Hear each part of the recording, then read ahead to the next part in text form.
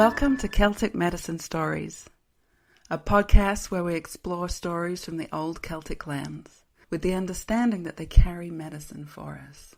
I'm your host, Catherine Parker, and I offer these stories in the spirit of the oral storytelling tradition of the British Isles. That is, they are free and they're open to everyone, always.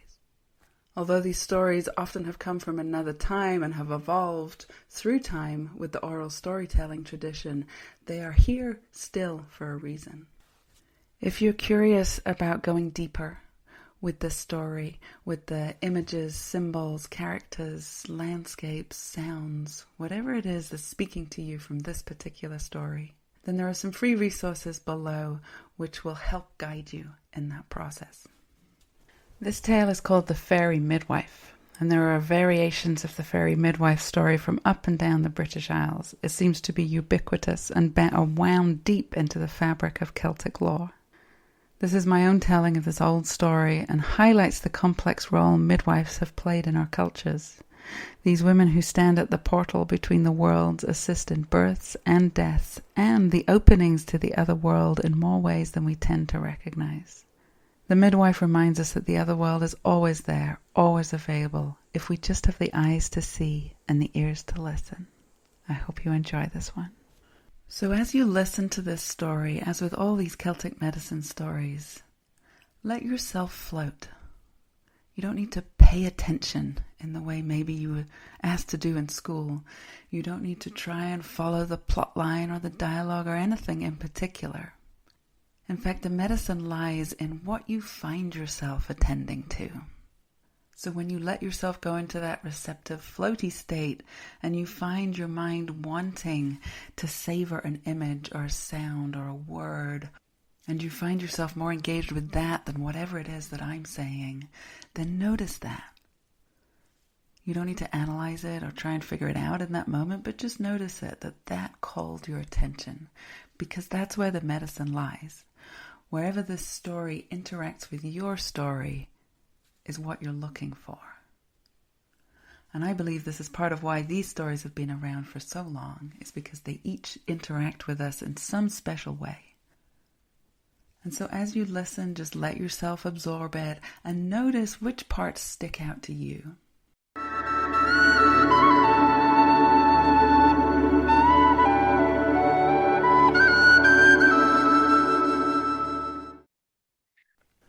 She lives on the edge of the village. You know the place.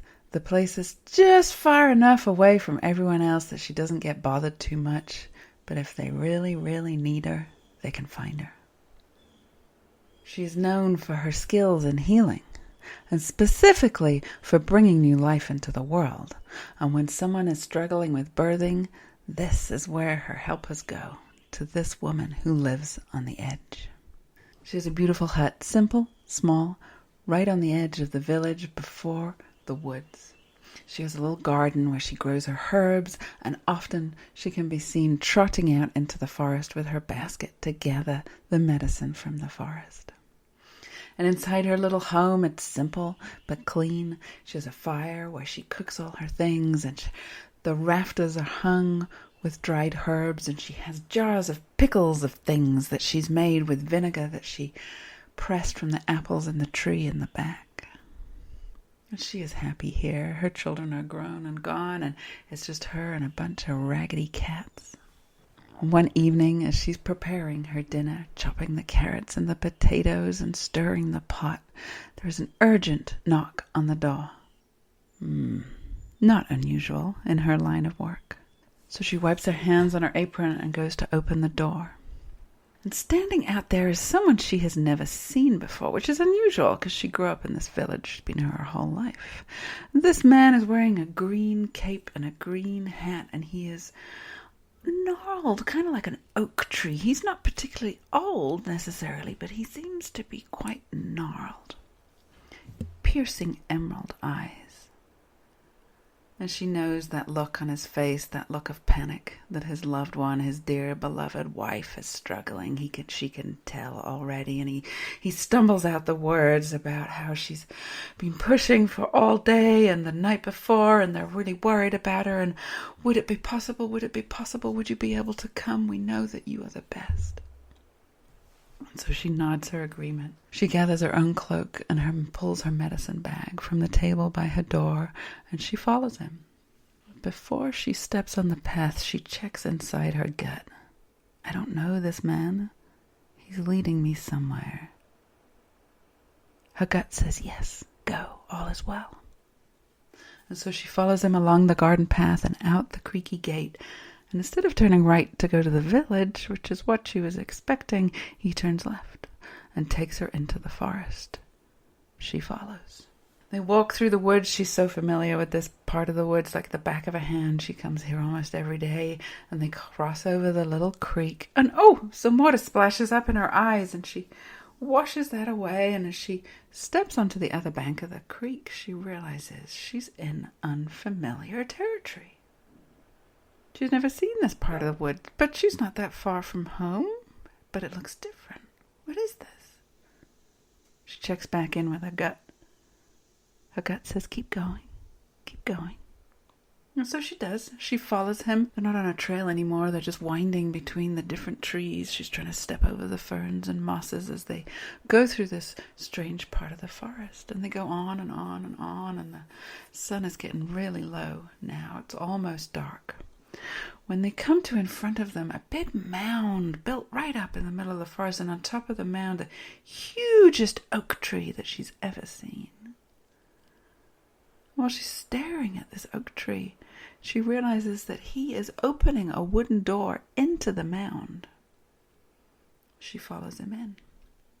As if the mound is carved out and there's a room in there, and it's dimly lit by candles, and on one edge there's a fire burning. There seems to be a chimney that's sending the smoke up out the top of the mound.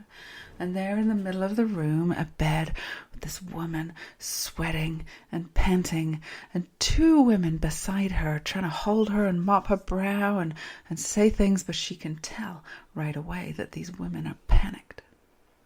She takes off her cloak, hangs it up, puts her medicine bag on the little wooden table next to the bed.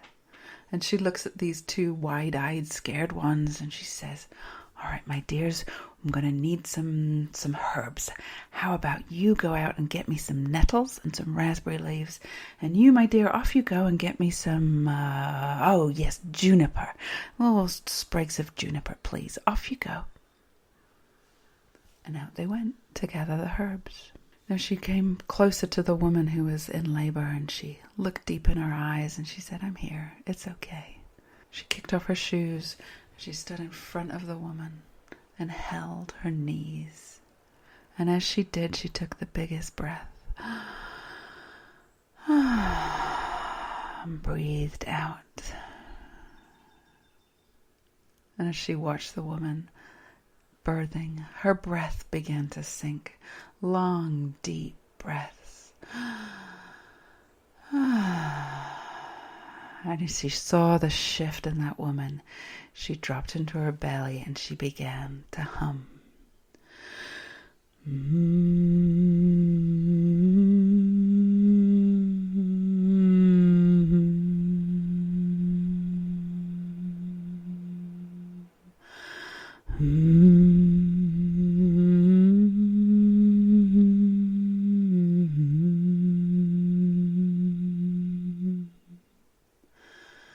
And she noticed the woman in front of her soften and open. And before those other two women came back, that baby had squirmed its way out and landed in her hands, and she'd placed it on the belly of the mother. When the other two women came back in, she said, wonderful, yes, let's take these nettles and these raspberry leaves and get some water boiling. We'll make some tea. And if you could take that juniper sprig and put it on the fire, we'll get that cleansing smoke in here. And so they did what she asked. And the man in the green cloak, who had been watching the whole thing, stepped forward with a little tin. And he said to her, I know this is unusual, but here we put this ointment on the eyes of our babes when they're first born, and would you do the honors? He handed her this little tin of ointment. Okay, unusual, sure, okay. She opens up the tin, and it's a sweet-smelling ointment, and just gets a little dab of it and puts it around the eyes of the baby as it rests on its mother's belly. And as she's doing that, a little itch in her own eye, and she puts her finger up to get that itch in her right eye and gets a little bit of the ointment in her own eye. And as she blinks and looks around, she sees she's not at all in some hollowed-out cavern under a tree. She's in some palace. The walls are gilded with silver and gold, and the most magnificent tapestries hang, and the beautiful woven carpets on the floor, and this exquisite furniture, and there are people rushing around with bowls of grapes and bread and jugs of mead and anything you could ever want. Well, that's strange, she thought. And out from one of the other rooms comes the man, and he's carrying a big heavy sack, and he dumps it at her feet, and he says, "This is for you. I knew you were the midwife for us. Thank you so much for bringing our baby son into this world safely and with such ease and grace. Thank you. I don't think I can ever repay you. Please take this sack of gold from me." "Well, thank you very much. That's very generous of you," she said. "Gladly. I'll take it, and I'm going to need you to show me how to get home." Of course. And she goes get her cloak and her medicine bag, and she tries to pick up the sack of gold, but it's so heavy she can't even carry it. So he says, "I'll carry it," and he takes it, slings it over his shoulder. She says goodbye to the mother and to the baby and to the two other women. And as they head for the door, she sees the door seems to be alive. It's breathing, pulsing along with the walls. And as he opens the door and steps through, it seems as if the door is watching her. It's noticing her as she steps across the threshold. She senses it. And as they move out into the forest, the sun is just starting to come up. She senses the trees watching her, the ferns listening to her. She's trying not to step on the mosses as it's watching her walking by, and she's watching them. The whole world alive, breathing, noticing, attending, just as she is. It's very strange, she thinks, but she doesn't mention it. And she follows him through the unfamiliar forest, across the creek, through the familiar part of the woods, and right up to her gate. He brings the money inside, lays it on the floor, says his thank yous again, and off he goes. And she's left standing in her home, which now also is alive. The walls here too seem to be breathing, noticing her. The kettle that hangs on the hook by the fire seems to be watching her move around. Not in any malicious way, just curious. Where's she been? What's she doing? She finds herself explaining to the kettle where she's been and what happened. And then she talks to the chair before she sits down, and in comes the cat. She's always talked to the cat. She tells the cat what happened. And eventually she nods off in the chair by the fire. And she wakes up late in the day and opens her eyes. And yes, it's still the same. All the things in the house seem to be looking at her. They seem to be noticing her, and she starts talking to them, and she some way hears in her mind that they seem to be responding. And this goes on for weeks. That this whole world is watching her and noticing her, and she's part of it, and she's just chatting away to all the things in her home and all the plants outside in her garden.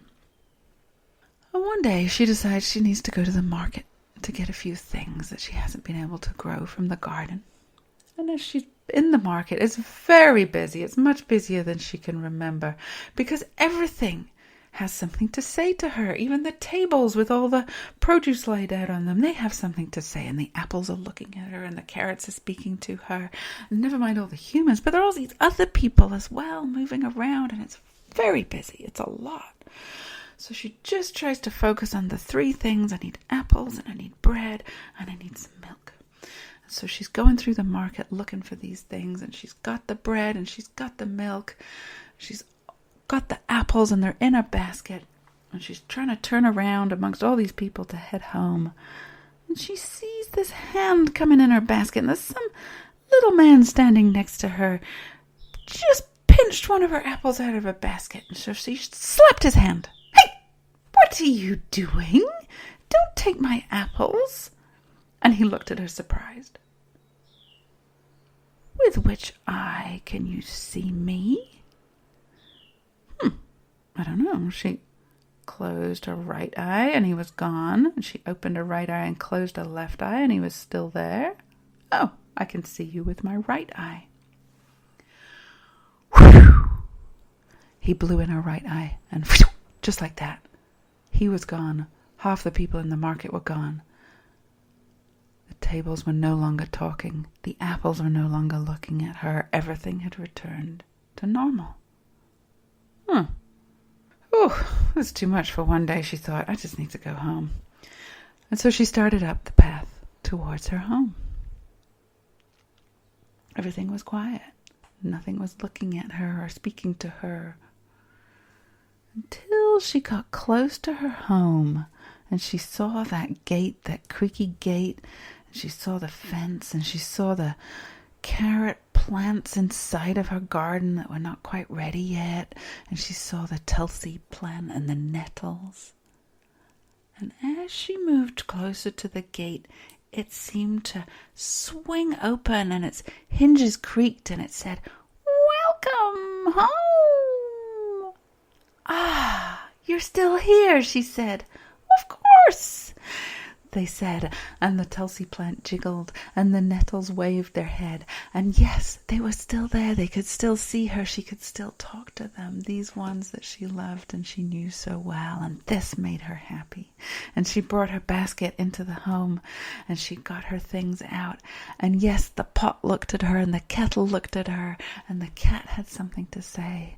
And all was well in this living world that she found herself in. And as she filled the water into the kettle to hang it over the fire, she swore she heard the kettle say, "Once you have seen, you can never unsee." Thank you for listening to this episode of Celtic Medicine Stories. If you want to go deeper, check out my Working with Archetypes free email course. There's a link somewhere in these notes. You'll find it. And feel free to visit on my website, ancestralconnections.earth. I'd love to hear from you. Go well.